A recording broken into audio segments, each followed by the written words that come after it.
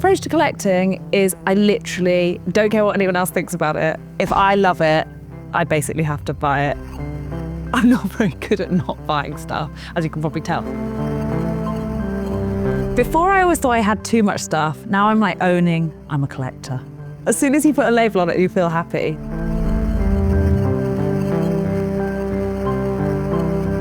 When I first moved in, it was a great flat. It had a great energy, and I liked the layout. Felt very at home, like instantly. Each room sort of has a different sort of vibe, but there's a big, strong narrative through each by what I'm interested in. Colour, definitely, and the types of objects and furniture, you know, things that I'm really drawn to. I've always been a deco fan. Like, sometimes I think when I see a piece of art deco, I feel like I've definitely lived in that era before. Like, if people, you know, if we believe in past lives.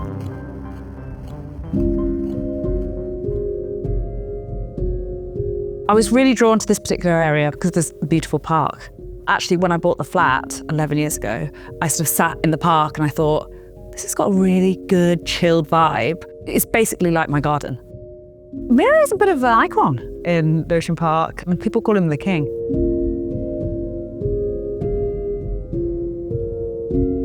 I grew up on a farm in Worcestershire, and I think from a very early age, my granny and I were entering the village flower competition, miniature gardens, things like that.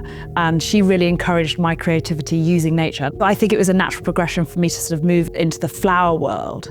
But I also wanted to make sure that I sort of used my art background within the type of floral styling that I'm doing as well. Gran's been so important in my career, in the whole of my life, and a lot of the things that you see in the flat have also been inspired. Gran was just my inspiration. She was like my muse.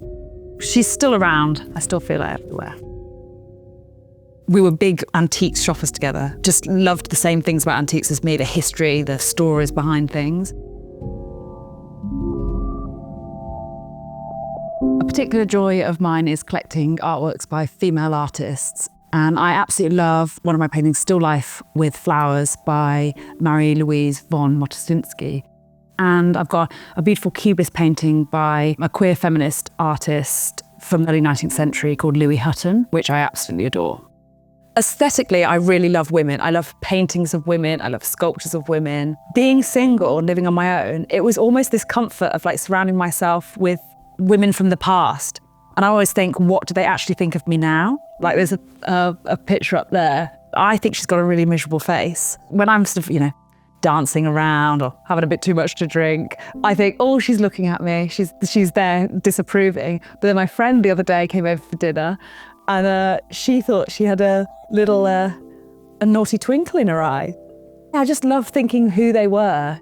Also, yeah, just having the support of like the sisterhood around me.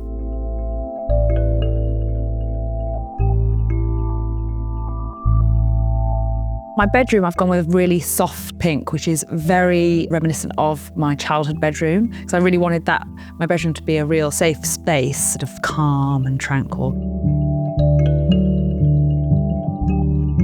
Got an Art Deco mirror as my headboard, but loads of my friends said, no, you can't have a mirror as a headboard, it's going to be bad luck. But I think it's rather nice, because I feel like it could take me into a magical dream world while I sleep. I love to put little miniature peoples dotted around my flat.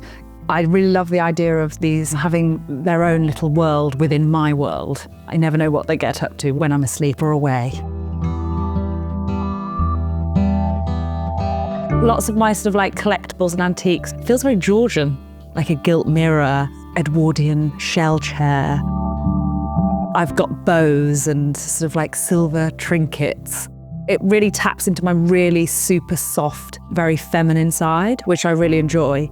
Lots of sort of pearls and gold and silk.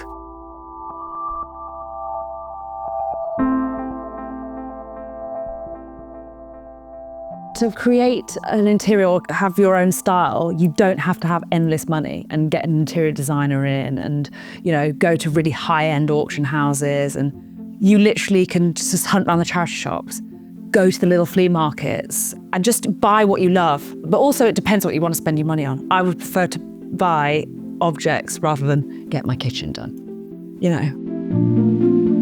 It's so important. You have to create your own space that reflects you. I also feel like my space is an extension of my personality. Everyone who comes in so far, even if they haven't got my taste, I really pride myself and I feel really chuffed that people come in, this is such a happy home.